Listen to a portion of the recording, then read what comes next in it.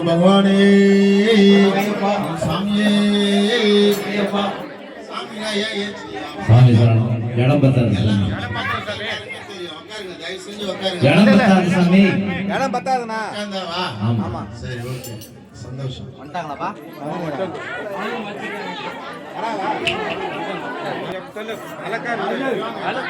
சாமி தெரியாதா சொல்லிட்டேன்.